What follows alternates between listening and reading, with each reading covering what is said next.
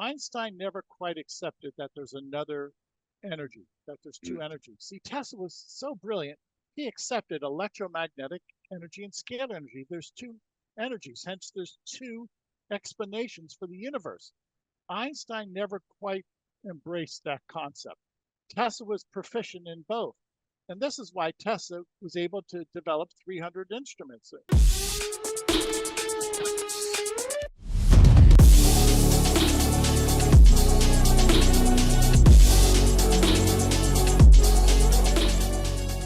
Welcome, everybody, back to another episode of Wellness at the Speed of Light. We've got a good one for you. I'm your host, Dr. Stefano Sinacropi. I'm extremely excited to have Tom Paladino on the show with Paladino. Paladino on the show. Great Italian name, by the way. On the show with us today to talk about a very interesting topic, something that we were just chatting before this is really outside of my wheelhouse. Now, those of you that follow me on a regular basis know that I'm Mr. Open-Minded.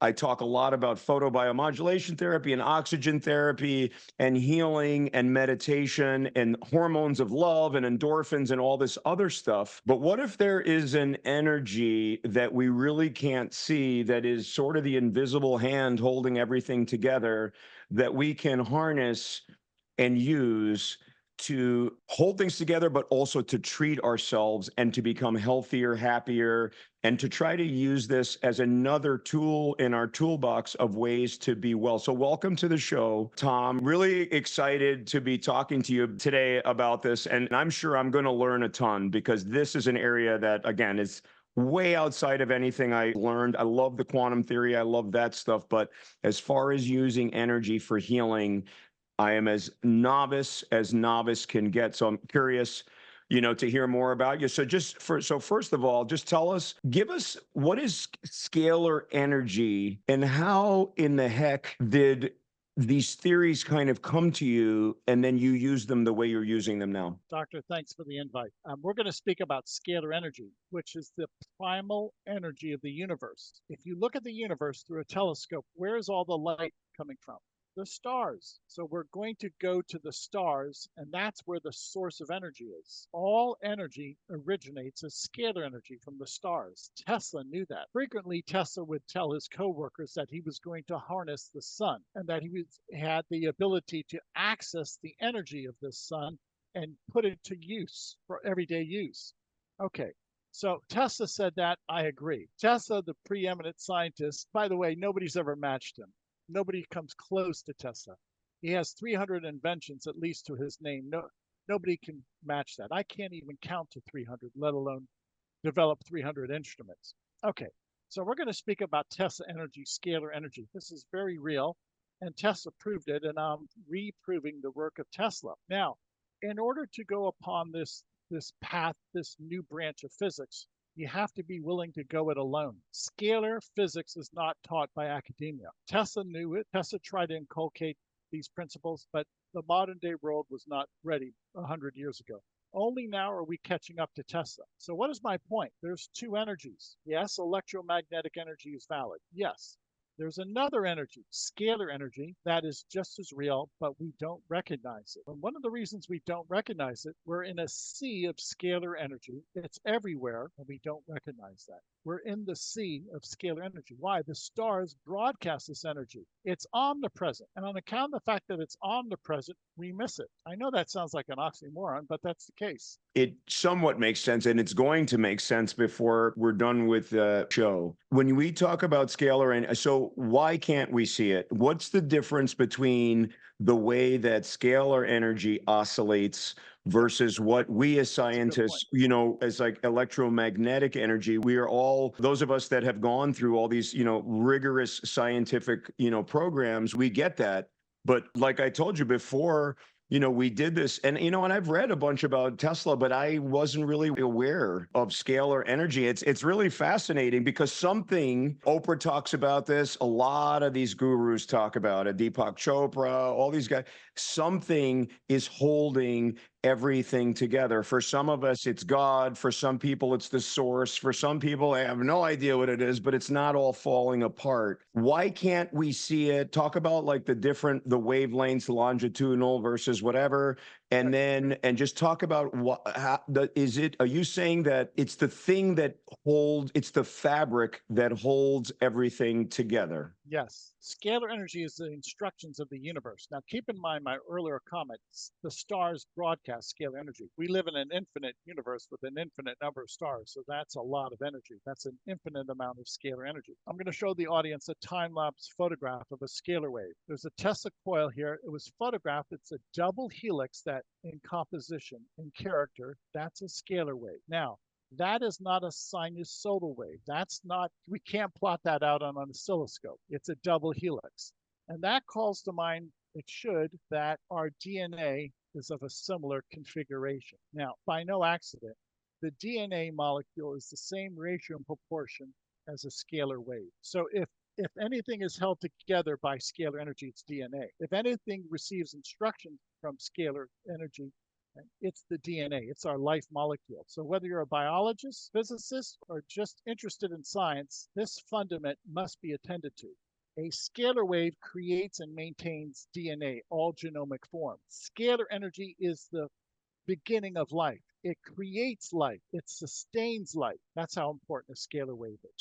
So what I would ask is that photograph that you showed of the scalar wave, how was that obtained?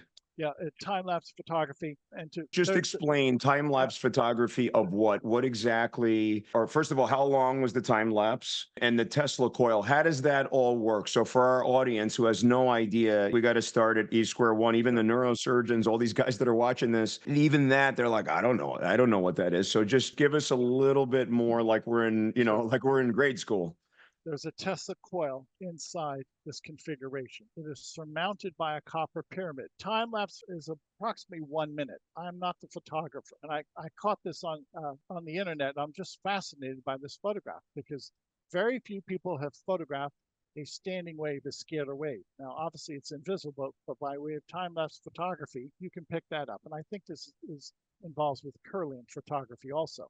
So the long and short of it is, a standing wave is a double helix. It has a phi proportion incorporated in it. It has a Fibonacci sequence incorporated within the double helix. And this energy never fades. It never dies off. There's no entropy.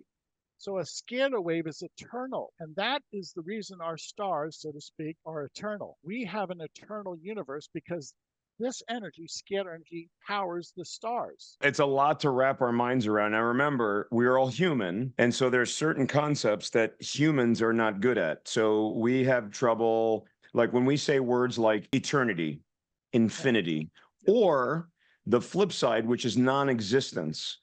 We don't understand these terms because these are terms of deities. These are terms of gods. They're just, it's a different concept. It's just like and this is on a tiny scale compared to eternity. But when we talk about things like the rapid development of AI right now, models, which are developing at a speed that is faster than anyone could have ever imagined. All these guys, even Ray Kurzweil, is blown away by how fast things are going. It's because we cannot think in an exponential fashion. So, and then you say infinity, that's not an exponent, that's just infinity. It's a different symbol, it's a different thing. And so that's why I'm just trying to wrap all this in a way that makes sense. So anyway, this documentation, I have to do some more work on it because I'm actually curious on that. I want to kind of look into that and see that it was done. And I know Tesla did crazy stuff. He was doing, people had no idea what this guy was talking about. And, I posted before on social media, you're crazy until you're a genius.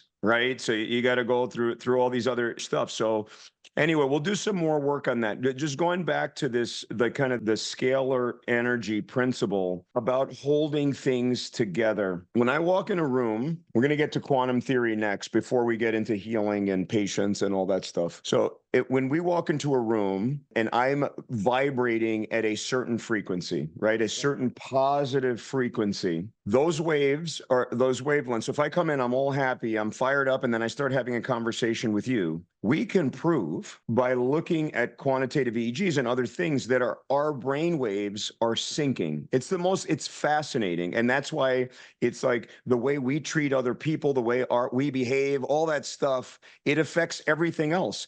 When you talk nice to a plant, it grows faster. It stands up straighter. It's greener. This is proven science. Like I'm not, I mean, I sound like, like my theories sound as far, reaching as this stuff, but it's just true. These are things when you sing to water, right? It structures in a certain way. It's fascinating stuff. Does scalar energy have anything to do with our vibrational frequencies, or are those different? Does scalar energy tie into the vibrational frequencies, or like in between them? I know this is esoteric for some, some of the people that listen, but just bear with us. We're gonna get to what we're trying to get to. We're gonna try to get to an understanding here. All of the above. And I'll Okay. make this very scalar energy serves as the instructions of the universe. In order to have a universe, you need intelligence, including our brain waves, feelings, our emotion. Now consider this.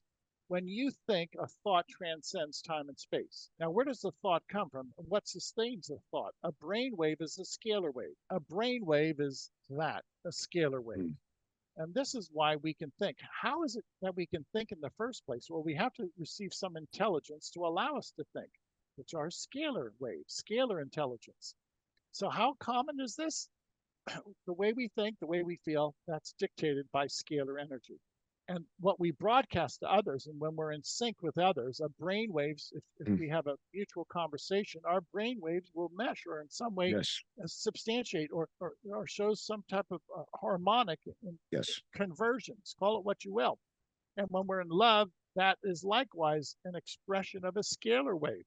Now, this gives great credence to the work of people like Dr. Emoto, who was able to speak to water and then observe water under a microscope. And when Dr. Emoto and his associates had what I would say uplifting advice or tender sentiments, that water showed a beautiful geometry under a microscope. However, when you would project hate or anger into water, the water was distorted. It was ugly. Now, the water took on the intelligence of the person imparting that scalar wave, that scalar energy.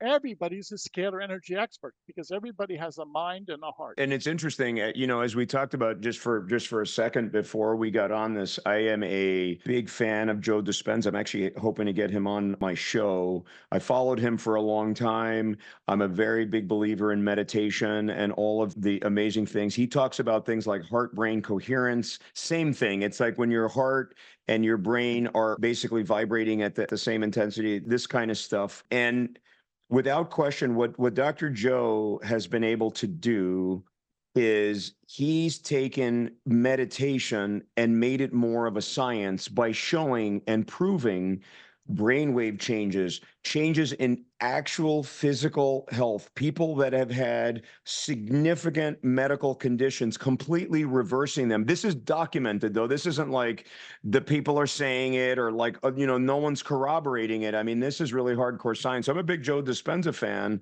And so I think this is all in the same way. He doesn't necessarily, I've not heard him talk about scalar energy, but the concepts are in that same reign because something is controlling a lot of stuff. Before I get to Dr. Joe, because that's how we're going to transition into the quantum theory, just from a more of a lay, like for people that don't sit around reading quantum mechanics books.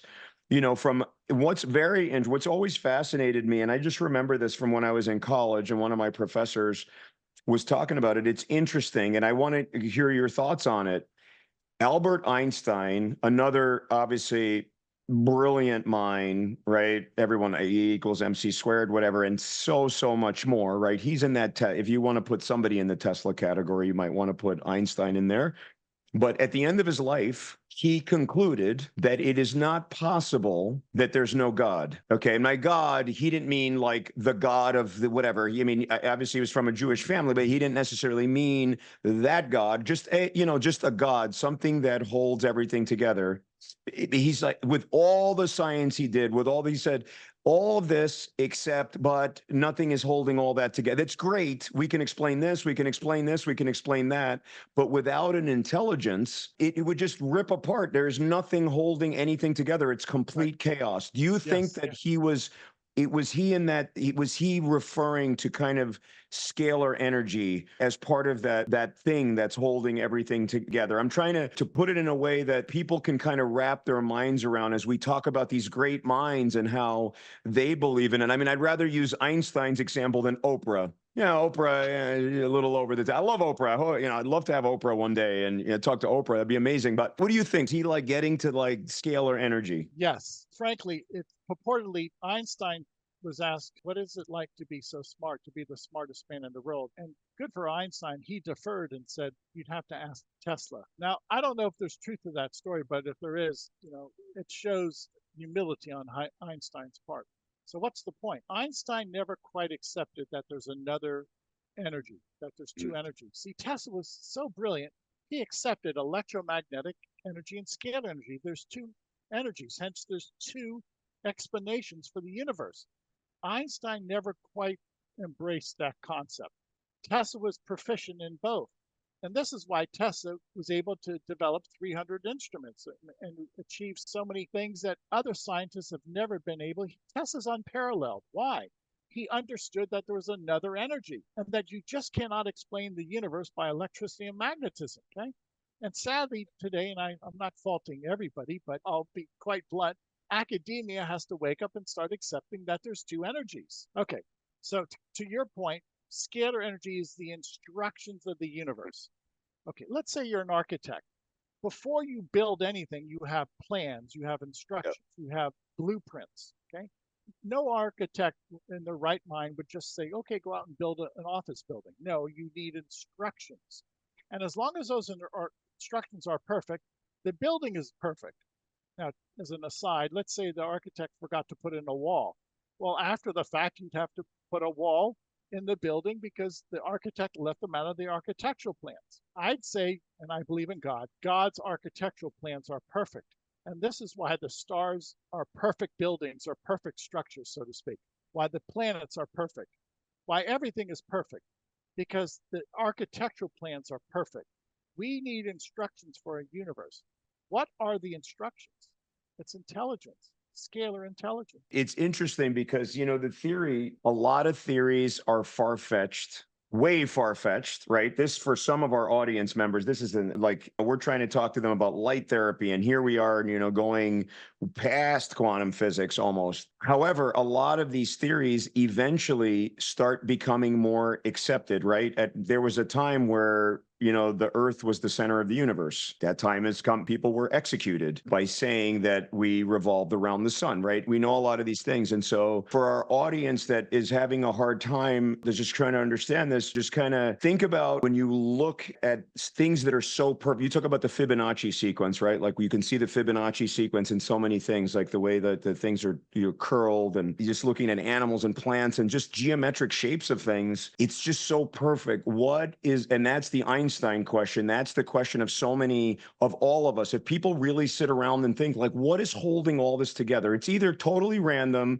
or totally intelligent. There's nothing in between. And so when I was thinking about this concept, knowing that you were coming on the show, if you think about how we compare this to any religious belief, right? Every major religion, right? There is a deity. You can't see that deity, but your belief is that deity is providing the intelligence for everything and holding everything and making everything perfect the way you are. And so it's sort of like this cloud of energy around us or whatever. If people want to think of that as God or the source or whatever, okay, not to go back to Oprah. I like the way that Oprah puts it. It's the source. She's a deeply, deeply spiritual person, from her roots and her own, Christian tradition. I'm a very deeply spiritual person, just in general. I just love people and I understand the whole brain, heart, brain coherence, all these other things. So So that's a way to route. So for those like kind of listening to this, if they are believers in other things they can't see, then this becomes a lot more of something that they should think about. Obviously, they're not going to understand scalar energy. I'm not. I'm going to do a lot more research on it. Very interesting. And I need to read a lot more of Tesla's work. I do have a couple books of his that I haven't gone around that they're so heavy. The Yes. books about Tesla, it's so intense. And sometimes, as surgeons, we just want to like a little, just a titch, less intensity. So let me ask you a question. You say you're a believer in God. Obviously, that's kind of what you came into. Obviously, a lot of our audience, some believe, some don't. And, we're accepting, obviously, of everybody, just love people. But is God all scalar energy, or does God then create scalar energy in your opinion? Or is the scalar energy, is that intelligence what you consider to be God? I believe scalar light is divine. I believe it's an attribute of God. Okay. So when we're working with scalar energy, the ultimate source is God. You could say that the stars are the storehouses, but the ultimate source of scalar energy is God. And that stands to reason, because if you consider God to be uncreated, then that stands to reason, because you have to have something that would create the universe. So God is uncreated. He created scalar light, and therefrom scalar light provides instructions for the universe. Yeah, it's interesting. This reminds me of like I went to really, really hardcore Catholic upbringing school, like nuns, all that stuff. And we always used to have these debates. It's just like, okay, there's a God. Well, then who created God? And how does God make everything work? It's a deep exercise, but it's also very humbling for us as human beings to try. And obviously, you've spent your whole life, since your 20s, you were saying you spent like your whole life thinking about this stuff. But it's humbling to try to wrap ourselves, like just saying stuff like, there are more, stars in the sky, way more stars. And you say infinite, whatever it is, there's some controversy. I don't even know how people try to figure out how many galaxies there are, all that stuff. I see these numbers. I don't even know where they get them from, honestly, because that's a science that's way beyond what we do, right, as physicians. But knowing that there's more stars in the sky than every grain of sand on the Yes. earth. Yes. Just that makes us feel so tiny on a planet. It's not that comforting, but to know that we're such a tiny blip of everything. But on the other hand, to know that maybe there's this energy force that is kind of keeping, that we are always part of this energy, and we started from this energy, and we'll go back into, then we become, we go back into the energy, right? Nothing is really, we're all recycled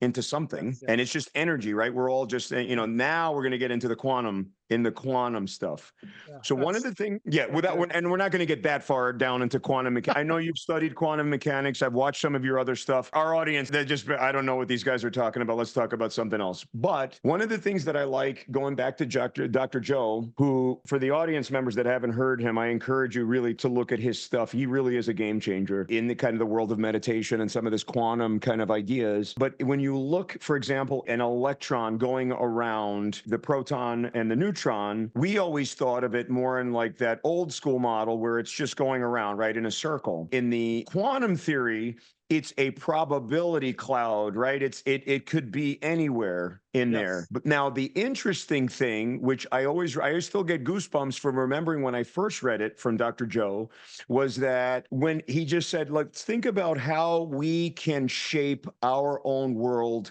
by our thoughts. And so he gives the idea, when you look at an atom under an electron microscope, the electron appears where you're looking, except it's not necessarily there. And if you keep looking, it keeps staying there. It's weird. But yet it's everywhere else, right? It's just the probability it'll be somewhere. So the question is, why does the electron appear where you're looking? And some of his theories are that's why we can control our destinies, we can control our health, we can control all these other things just by thought alone, the quote unquote placebo effect, as opposed to like when you're talking negatively to the plants or to the water or whatever, well-studied things, it's the nocebo effect, right? You can think yourself well or you can think yourself sick. So what do you think about that? Something that obviously this is right up your alley, but do you believe that the electron shows up as from a quantum theory model in that spot because we're looking at it, because we're making our intention is that it's there. We want to see it and we see it. Yes, of course. And I'll tell you why. A thought is a scalar wave. When we think, we propagate that double helix. Okay. If I look at my instrument, that's a double helix that propagates off of my Tesla coil, a double helix. And that is divine intelligence. And when we think we can determine the position of an electron, we have control over the forces of nature. Why? Scalar energy causes nature. And if we can control scalar energy with our mind, and we can, then we can control nature. Yes, I mean every word of that. The thing about it is, again, that's why I was interested in having you on the podcast, because this is your thing. You're a leader in this field, and you're almost kind of you're kind of you're igniting this field. Again, I'm not familiar with it. I haven't done a lot of studying. I am very curious. I wanted to read a lot about Tesla stuff. It's fascinating stuff. But again, for the audience, I'm going to repeat it. I already just said it before. How crazy is it?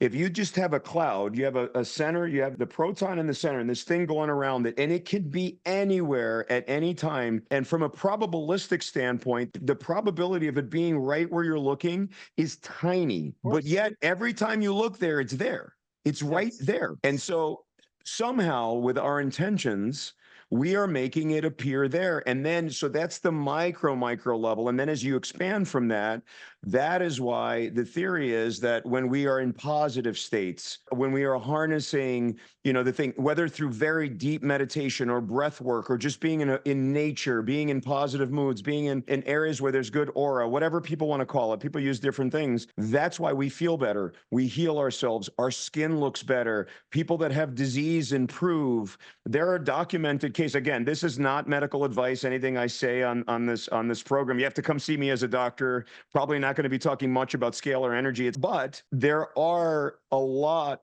of case reports. And again, Joe Dispenza and a lot of people have done this before by deep meditation and just intentional thought. People have healed themselves. And this isn't like their sister said they're healed. This is scientifically rigorous, followed people that have healed. MRIs completely reversing, multiple sclerosis plaques going away. And I'm not saying that's going to happen to anybody. And I certainly do not recommend that people use that in lieu of their, of their traditional medical doctors too. This all has to be done, under the supervision of a physician. Obviously, I have to say that because we never want people to delay their care if they have some serious diagnosis. However, for those of people that are curious about some of these things and why does meditation work and why does, so many companies going to these mindfulness practices and other stuff, right? They're harnessing this bioenergy fields or whatever you want to call it. Listen, I was doing the research for the show. And again, I'm very open-minded because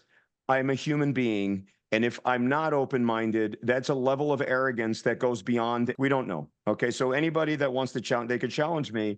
But when I was doing the research for this, it's so interesting on how many people spend so much time and energy trying to debunk everything that they don't understand. And just debunk it. They're like, oh, this is whatever. These guys are quacks. This is this. And I'm not talking about the scalar energy. I'm talking about everything. Acupuncture, all these things that are under the kind of alternative medicine or complementary medicine or whatever. People spend so much time. All people have to look at is, like anti-alternative medicine talk. Just go on YouTube and you'll just see a lot of angry people. Like just trying to, just going back to my point is that there are other things. There is some field. I don't know. We can't measure it. There's in the Asian traditions, there's all this, all this stuff. Again, I'm not anywhere near an expert on it. I just generally know it.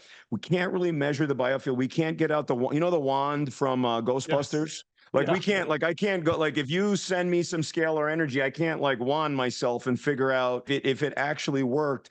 But we all have that feeling. We all have heard those miracles that have happened. For me as a thing, I can tell you a couple miracle stories on patients, but we've seen it with family members that have whatever. And a lot of it is like, and it doesn't make any sense. So for the religious ones of us, we chop it up to miracles. God did this. For people that are more whatever, they say, oh, it's just science. It just happened to be like that. They just recovered. So anyway, I digress. Going back to the quantum theory and being able to really kind of modulate things. I'm a big modulator. So I'm just out here because I'm a big proponent, again, of light therapy. We know how light therapy modulates mitochondria. It's a well-studied phenomenon, and that's debunked sometimes as whatever. And it's scientifically proven with thousands of articles, period. End of story. They're studying at Harvard, Texas, all these other places. From a tissue standpoint, how do you use scalar energy, okay, as a practitioner or as a self, if I want to harness it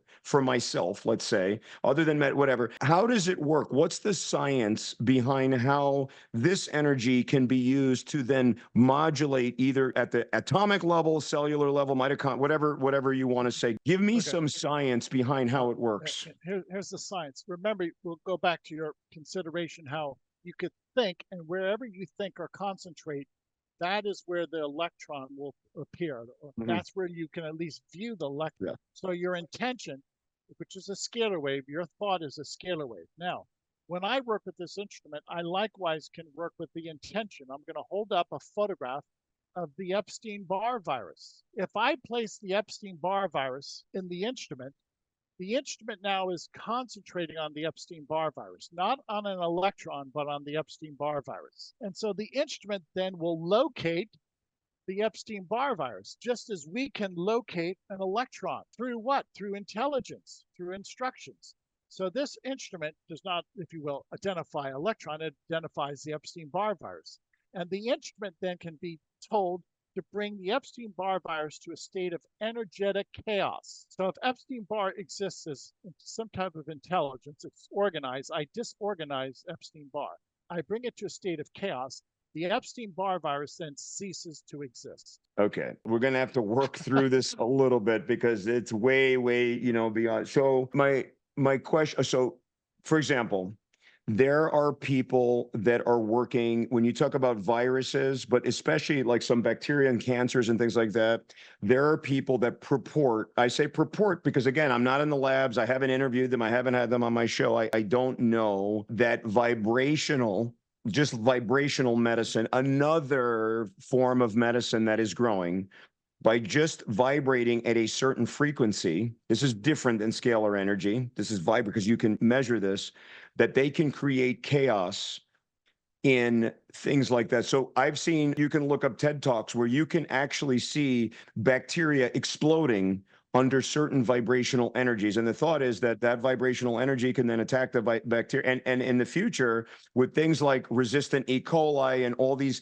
hospital-acquired, bugs that we can't do anything, imagine being able to treat that with vibration. Now, we're still a long way away from that. And again, that's not my field. And I'd love to bring some stuff because it's fascinating. It's fascinating if we can do some of this stuff. How is that different than what you're doing? How does this scalar energy create chaos inside a vibration? I can explain. You're vibrating the thing, it vibrates at a certain thing, it breaks apart because everything has a frequency. Like every cell, everything vibrates at a certain frequency, so you can tap into that. How do we tap into what is the scalar energy doing to that Epstein-Barr virus? That's a good point. So the Epstein-Barr virus is held together by molecular bonds, by atomic bonds.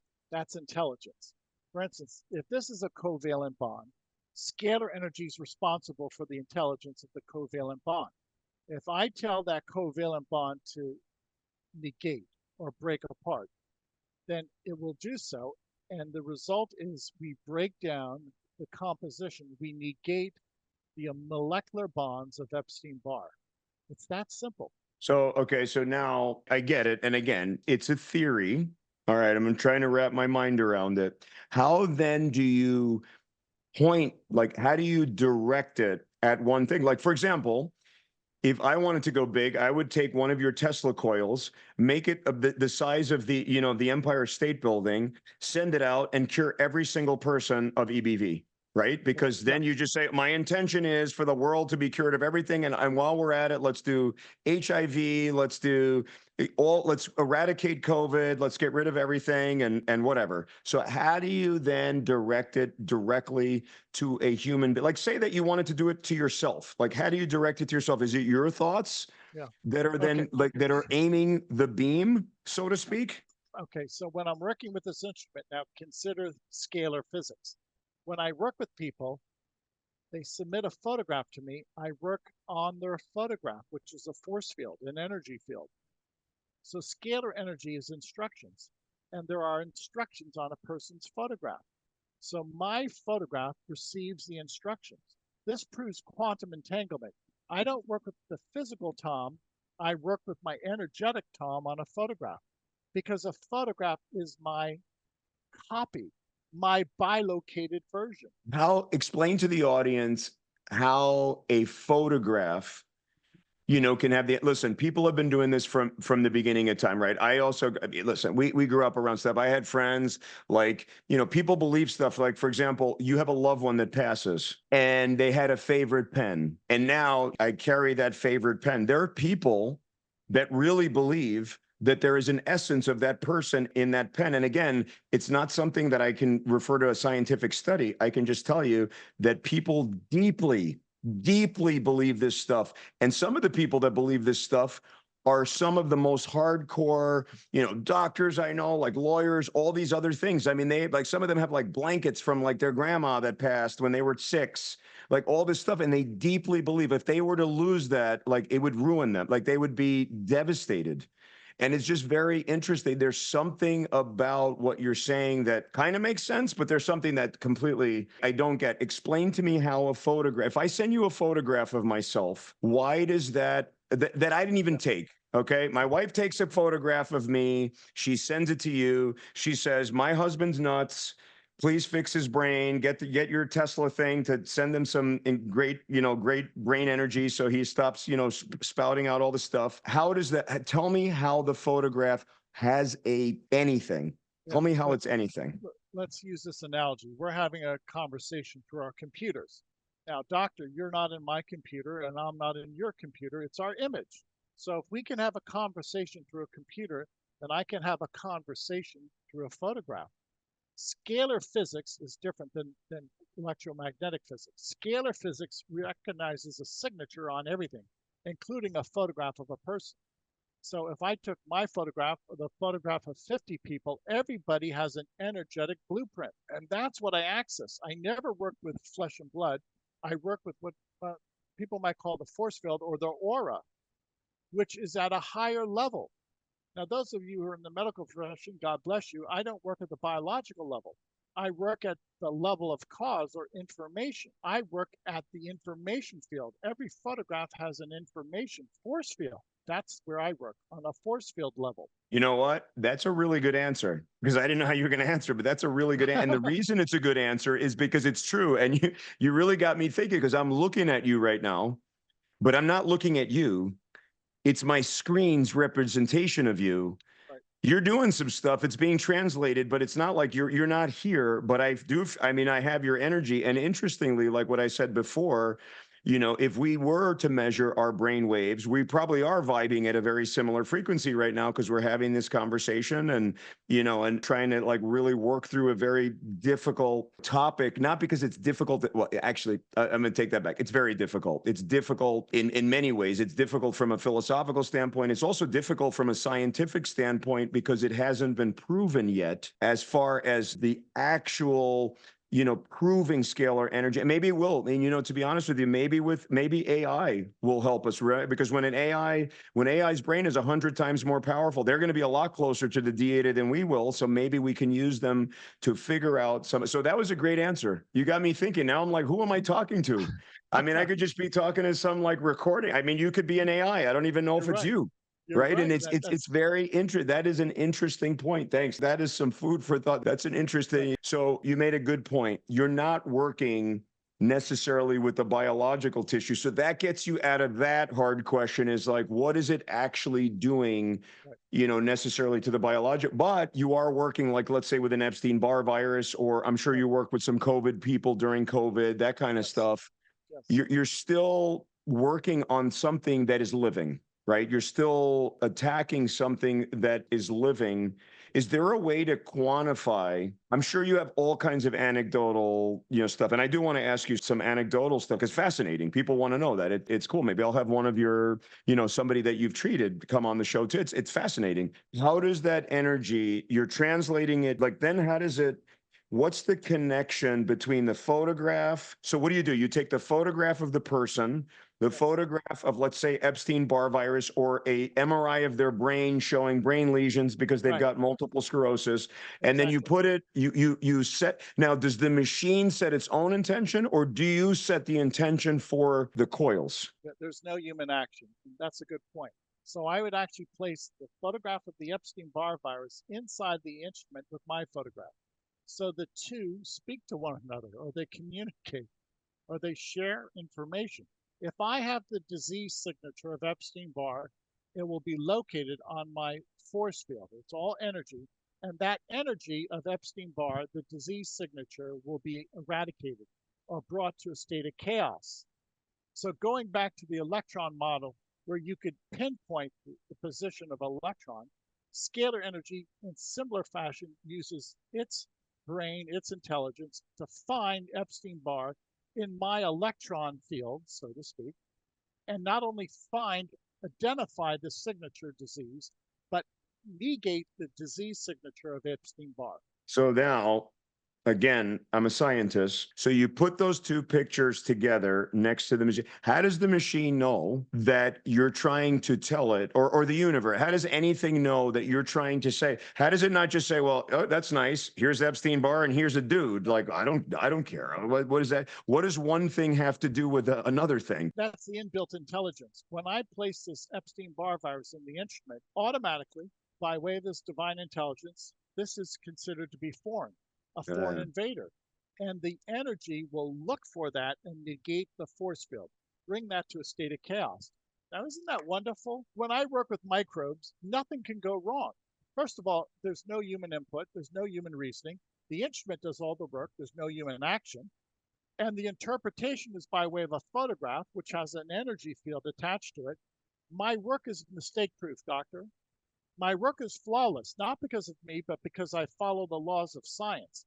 And the laws of science identify the disease signature and negate the disease signature of Epstein-Barr. All right, another science question for you. If you had Epstein-Barr, right, and you put your photograph with Epstein-Barr, does the Epstein-Barr photograph have to be a photograph of your Epstein-Barr virus, or can it be a generic photograph from a textbook of Epstein-Barr virus? This is a generic photograph.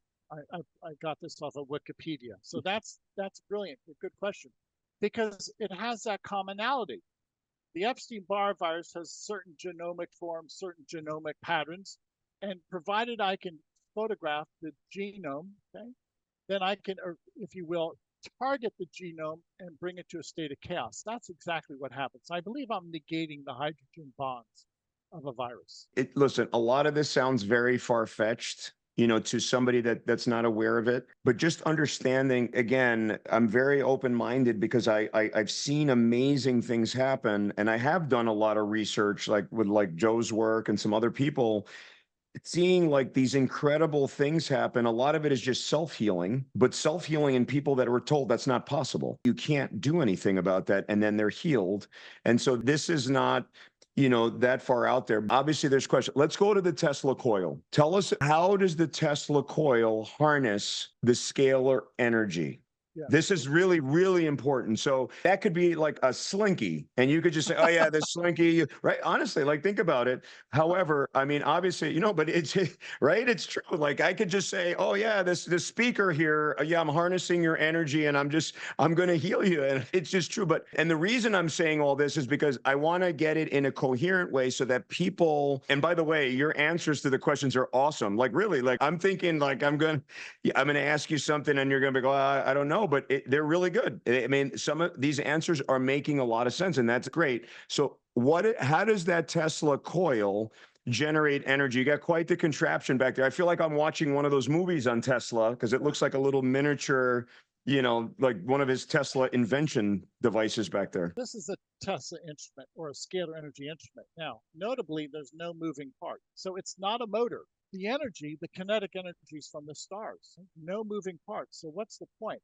I'm able to capture the energy. I'm able to create that scalar wave with the instrument. And then it pulses through that oscillator into the Tesla coils. By the time it reaches the Tesla coils, you have that double helix formation. You have that perfection. And anything I place close to that Tesla coil animates, even a light bulb. That's incredible. Now, this is free energy. I'm holding a light bulb in my hand. The light bulb will illuminate because this is the energy of the stars, and the stars provide light. So let me ask you a question. Did this device here, how does it harness the energy? Obviously, this is a Tesla invention, and this is something he talks about. I'd like to read about it. It's just fascinating. And so we'll get to some of the other questions, but how does it harness and how did he figure that out? I learned my trade, if you will, from the Hieronymus family, they were scalar energy inventors of their own right. And what the Hieronymus family did, they took AC electricity, and that AC electricity could be converted into scalar and vice versa. So this instrument is initially powered by AC electricity that can be converted into the scalar wave. To make a long story short, electricity and magnetism can be reformed into a double helix, into a spiral configuration. And that's the physics. That's actually the link between scalar and electromagnetic energy. Is that thing then plugged into something? It's plugged into, okay, so that, and then you're plugging, but obviously it's a different energy coming out because you're not plugging that light bulb. That light bulb's not even, it's just turning on, which is pretty fascinating. I mean, that's pretty fascinating stuff. So this was invented by that family, or is this a direct descendant of a device that, well, obviously he didn't have the other stuff yet, but was this a device that was a kind of a copycat of something that Tesla did, made like for the modern world? A copycat of Hieronymus. Hieronymus. Galen Hieronymus was a prominent American physicist and actually an electrical engineer. And so my career, I learned from Tesla in theory, but keep in mind all of Tesla's equipment was seized by the federal government. I was able to study in practice with Hieronymus because back in the 50s and 60s, he was actually working hand in hand with the US government. So I was able back in the 90s to purchase scalar energy instruments from Dr. Hieronymus. That gave me my, if you will, my initial foundational training. So let's go back to Tesla for a second. So Tesla had all these ideas about scalar energy and other things. Did he ever try to use scalar energy for healing purposes? I don't know, but notably, Tesla would remark that when he had a scalar energy instrument in his laboratory, that his coworkers were healthy and that he felt healthy, that he felt a surge of energy when he was around and operating scalar energy instruments. So I believe Tesla realized that this had health-giving properties, but I don't think he ever had the time for that. He was more interested in free energy That is an interesting fact, because obviously if we can harness some of these other energies, right? People have been talking about all these other things. Is in full disclosure, one of the things that I do know a lot about is nuclear power. For whatever reason, it's something that I've always been interested in. So I'm a big fan of nuclear energy, and I feel like if we are going to, especially in the world where we want to travel to speaking of traveling to the stars and leaving our own solar system, but also just maintaining our crypto networks. If we don't do it through nuclear power, it's literally not possible. And that's why the small modular reactors, all these things are very exciting. I'm sure, I mean, Tesla, if he could come back today, he'd love it. I mean, him and Einstein, they would have a field day with everything that's going on, just the nuclear, power. It's just, there's a lot of fascinating stuff, but using some other kind of harnessing of the power that we already have, and then maybe multiplying it by orders of magnitude. Again, this is outside. I mean, this is outside of even I don't understand a lot of these things, but I know that you are working or would like to work on a source of more renewable energy for the planet. Can you talk a little bit about that and how maybe these concepts could go into developing a new energy source? Yeah, we have to do that. You're absolutely right. The model is broke. Our energy model, the global energy model, is broke. It's not working. It's broke. Now, one of the problems is resources are scarce. Yes. But sunlight, starlight is not scarce. So once we factor in this new paradigm, free energy from the sun and the stars, there's no longer any scarcity. So that changes the economic model. That will change the economy of the world. When you have free energy, and you don't have to pay trillions of dollars every year to produce and distribute energy, if you have free energy, it will liberate mankind. That's one of my goals. So presently, if I can illuminate one light bulb, the day is coming that I should be able to illuminate a city. And I'm working on that. I just have to multiply the energy. I have to augment the energy. That's it. But is the energy coming out? And I want to get into some stories of people that, maybe have been helped by some of this stuff. The energy coming out now, that's plugged into AC. So energy is being transferred from one thing to another. Is it being magnified? Okay. Yes. And Yes. that's really the question. Because obviously, if you're drawing X amount of energy, like in whatever unit you want to use, right? And then a certain amount of energy is coming out and it's the same in a different form. It's not more, but if it's multiplied by a factor of 5, 10, a million, whatever it is, obviously that's where you're going to get a much, much bigger, energy, source. And again, we digress. People that listen to the podcast, they're probably like, wow, he's going down the energy. I just happen to be really passionate about our energy crisis and what we need to do about it. That's a complete aside from anything else that I'm involved in. But that is something I am knowledgeable about. And I have stacks of nuclear energy books just because it's the best solution for us at the moment. You're right. We need a new energy paradigm. So let me take you down this practice, what I'm doing. Today, I can work with one photograph or I can work Yep. with thousands of photographs. Now, follow my thinking, follow my constitution. Today, I work with 500,000 photographs. That's right. 500,000 photographs around the world received energy to their force field. Now, if I can do that with people, why can't I deliver energy to 500,000 light bulbs? Eventually, I will be able to do so. So if I can deliver energy by way of a person's photograph, I should be able to light up 500,000 light bulbs.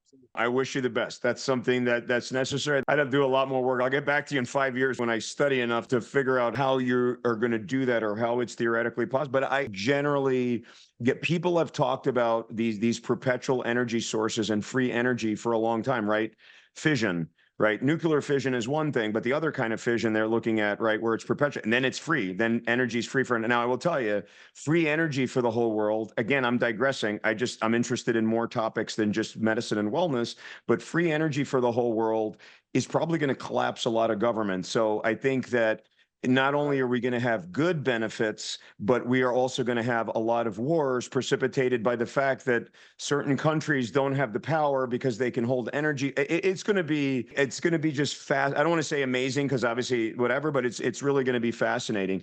Let's get back in the time we have left into give me two really good examples of anecdotes where people right now, if I picked up this phone and I called them, they would say that before I had scalar energy thrown at me by the Tesla device, I had this and X anything else, the thing changed my life. Give me a couple examples. I'm going to hold up a PCR test result. This individual sent us their photograph. After I worked with this individual, they had a follow-up PCR test. And for the first time in years, they don't have any detectable viral load for Epstein-Barr. Why?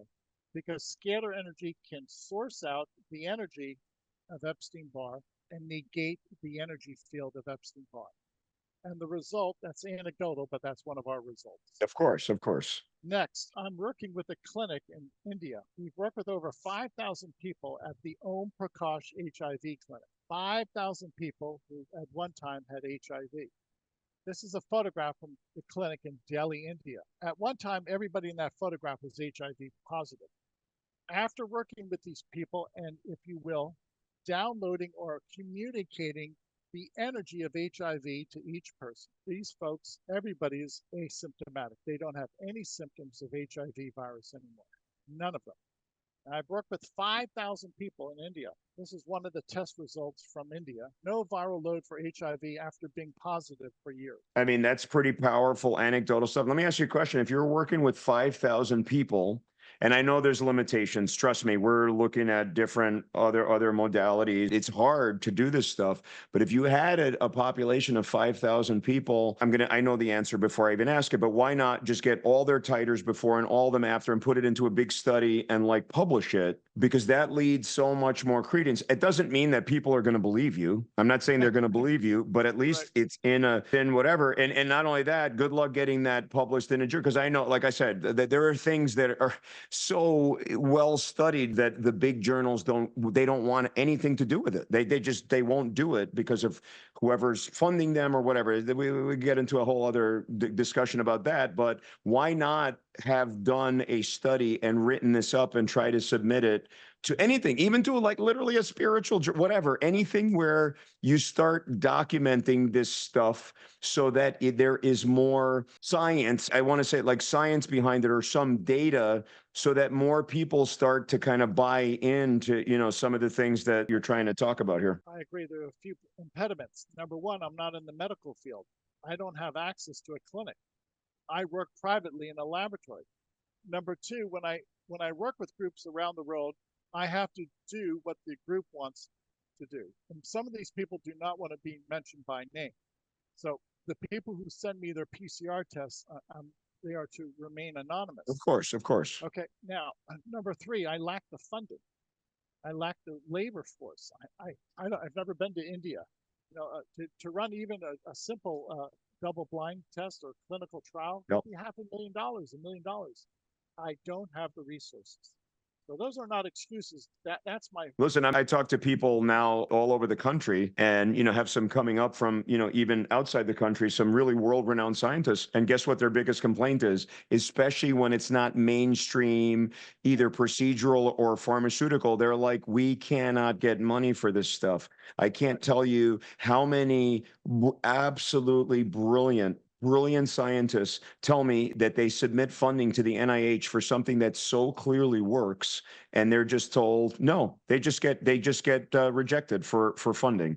And these are from not small institutions are getting rejected. So obviously you're not going to get any funding from the NIH for scalar energy. That I can tell you, but I hope you do get funding, because I'd love to see where this goes. I don't put anything outside the realm of possibility. And you see my beliefs, right? Most people, if I even tell them, about meditation and Joe Dispenza and healing things, and, they think that I'm, who knows, and already in left field. And the scalar energy is even farther out because we can't see it. We don't really have studies, whatever. But obviously you're very compelling spokesman for this thing. You're not doing clinical medicine. You're not touching people. You're not recommending to anybody that they don't see their regular doctors if they have cancer or whatever. So the way I see it is with something like this energy healing, there's a big attack on Reiki. I'm not a big Reiki. I mean, I know we had I've been around Reiki practitioners and stuff, but I don't really know a lot of the science. It's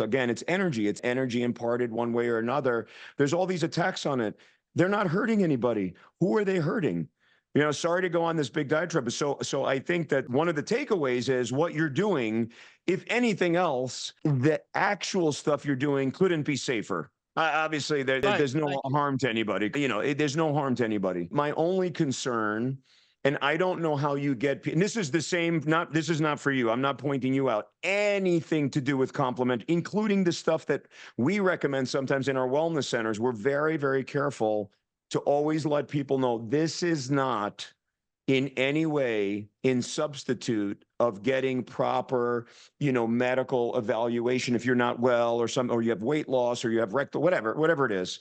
And so how do you prevent the harm by people thinking that they're going to be healed by energy and then delaying care into the conventional medical system? Because remember, I walk both worlds, right? I'm plenty on the complementary side. I just want to make sure that, because you can be hurt both ways. You know what I mean? Not from the treatment. I mean, there's plenty of things in conventional medicine that cause a lot of harm, right? There's drugs with side effects. There's all kinds of stuff. But on the flip side, on the complementary side, there is the harm of the complementary care. Your thing has no harm. I can't identify any way that you can harm anybody but what you're doing. The only harm would be blocking. How do you prevent blocking them from seeking care? I never give any medical advice. Why? I'm not a medical professional. And to be very clear, when I receive thousands of photographs every day, I have no idea who these people are.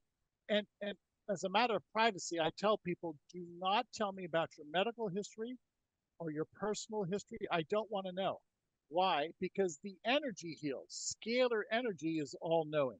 It's the God force energy. So I don't want to double guess anybody. So I don't ask. I don't ask for any information. So, I've looked at some of your materials. I mean, I haven't gotten into like how, to get you information on people or whatever, but when people are seeking your care, in other words, is it something where, they subscribe to something where you throw scalar energy at them for a month?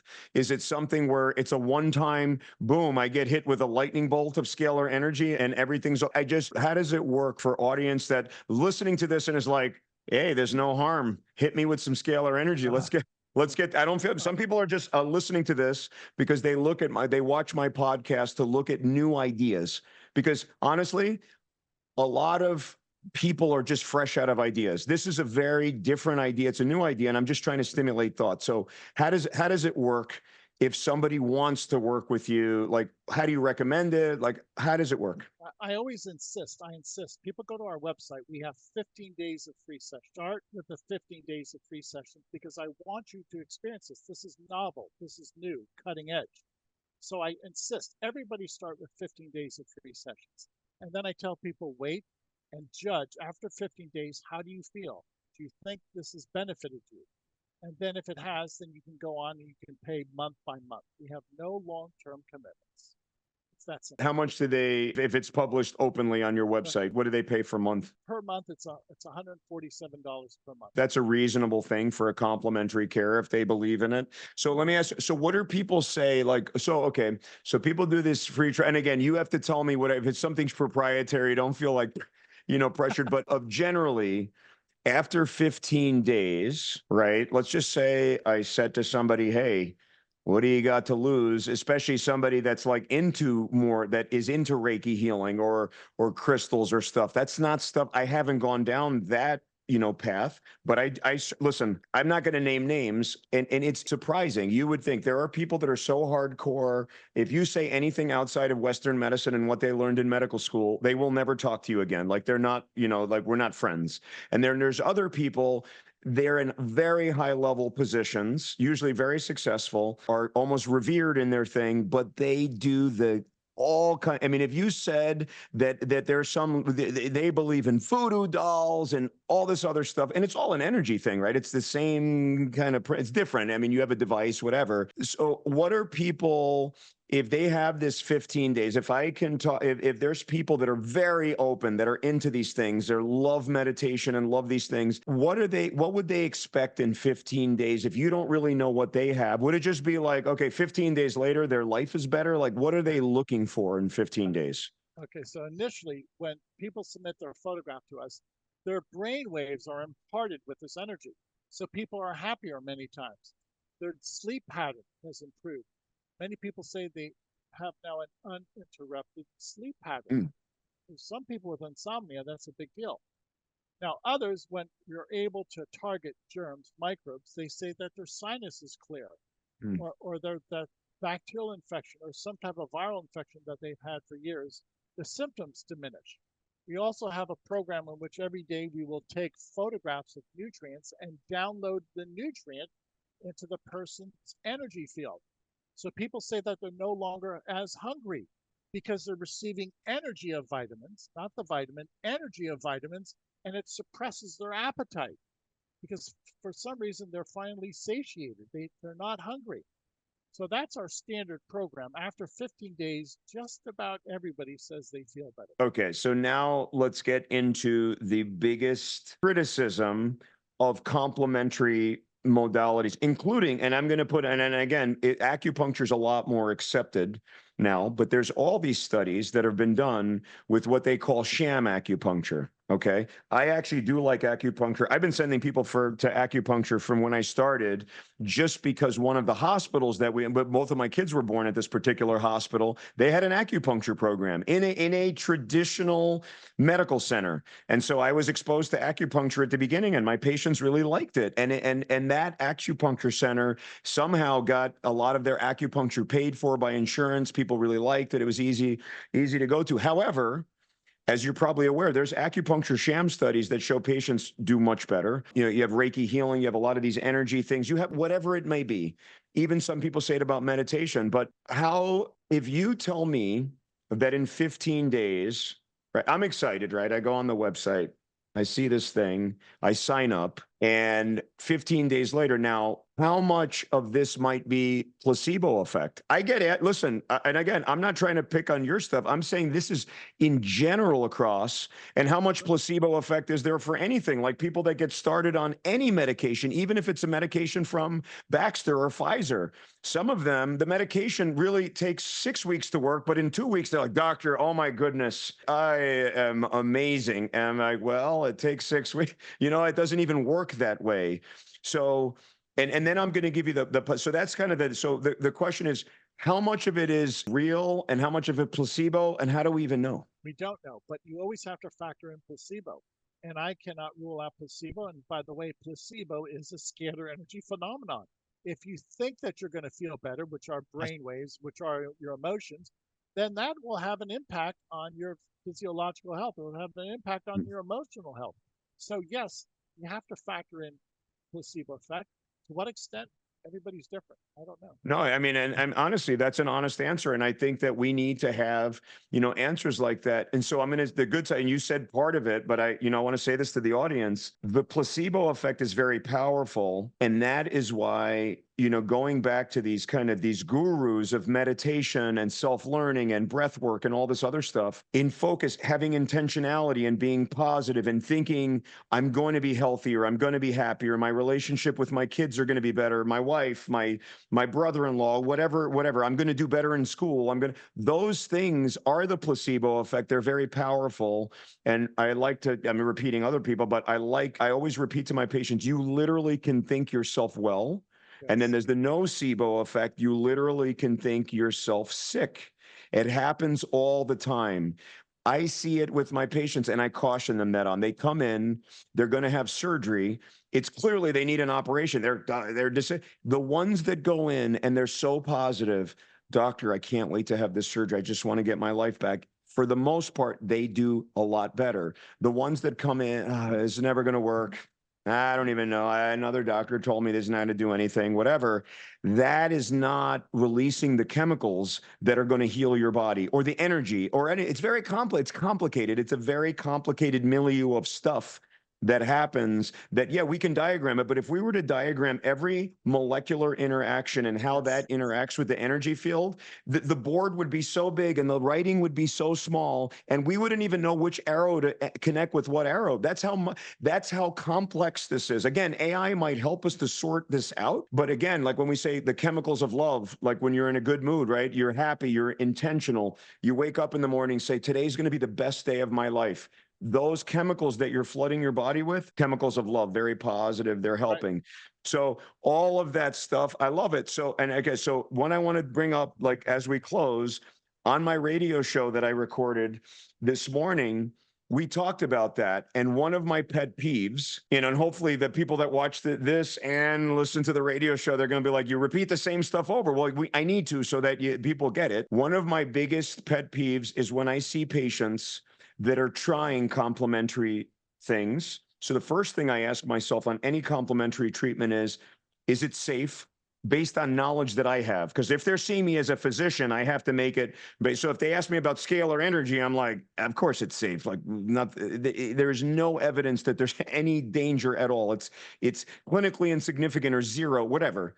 So is it safe? Once it's safe, if the people are perceiving it to be causing good, it's great. I say, please keep doing that. They say, you know what? I went to this chiro. He's way outside the mainstream. He doesn't take insurance, but he's the migraine guru. He studied in the Indian mountains, and I'm like, amazing. Please keep doing that. Never stop. My pet peeve, I want to get out again, and I said it, as we recorded the radio show this morning, is when doctors or any providers or family members. That's dumb. Why are you doing that? Why would you? They're just stealing your money. They're that's quackery. That's whatever. You know what you're doing to that person? you are taking away their hope. And hope is one of the most powerful stimulators of the good drugs in our own body, our own natural drugs, and our natural energy that we have. You take away hope, we have nothing, right? If we both lost hope right now, we'd be just looking for the top, for a building right? And so, a good way to close here is that you, with this thing, whether people want to accept it, not accept it, whether a lot of the people that read this, they're like, you know what, I'm going to read Nikola Tesla. I got to get to the bottom of this. You know what? You might have a bunch of fans that are looking you up on social and saying, hey, I read Tesla. This is amazing. I'm an energy, a scalar guy. And so anyway, hopefully this stimulated really good good thoughts, self-conversation in our audience, because they're not used to this is outside of, what I normally talk about. But I think I think that you were great about presenting the materials, being very honest, saying you don't know about the placebo effect. I think it's great. And I think it's something that people, listen, we should all have an open mind about everything, right? One day you're born, you open your eyes, here you are. We don't know what's going right. We don't know. All we're doing is trying to help each other. You're trying to help the world by harnessing these technologies. I'm trying to help the world by doing whatever I'm doing. And so that's the best we can do, right? We're doing the best, we can do. So in summary, if you have anything that you want to absolutely get out to the audience, please, but I want you to tell our audience how they can find you, where you are on social media, any websites you want them to know about, any information that needs to be had by our audience. I appreciate the conversation. Very productive. Thanks, Doctor. You're welcome. I'm going to encourage the audience, just go to my website and try the 15-day trial, and then you decide. This is a brand new science. This is cutting edge, okay? So there's nobody else, by the way, has this instrument. So you have to experience this first. That's why I give away 15 days of sessions. Scalarlight.com, SCALAR, scalarlight.com. Include your family with the permission of family members. Include your family and pets. And that way you can judge everybody's health. After 2 weeks, I would say most of you are going to feel better. And the proof is in the pudding. So I'm willing to perform for you. The proof is in the pudding. I love it. And again, for those of, for people that just have that, sometimes it's an intuition too, right? Like some people will watch this. A lot of people, let's be honest, a lot of people will watch, they do this with other things I talk about that I can quote all kinds of studies and they still learn, doesn't do anything.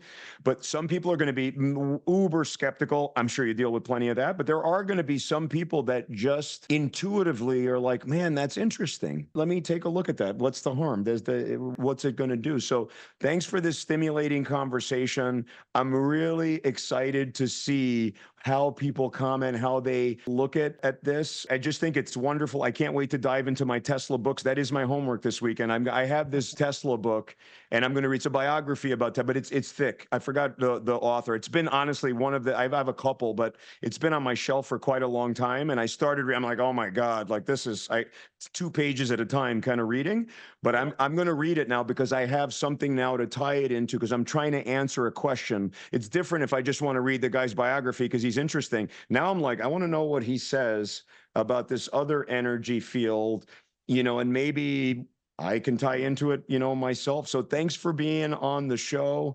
Again, Tom Paladino, what an interesting conversation we've had today. And can I buy one of those Tesla machines, like for my house, to just give it like some, just kind of extra energy and feel free to put my photograph up and then just put some like really happy, like some hearts and some other stuff. I just want to feel great all the time. Help me out. Anyway, for everyone, thanks for watching another episode of Wellness at the Speed of Light. We hope that you join us week in and week out.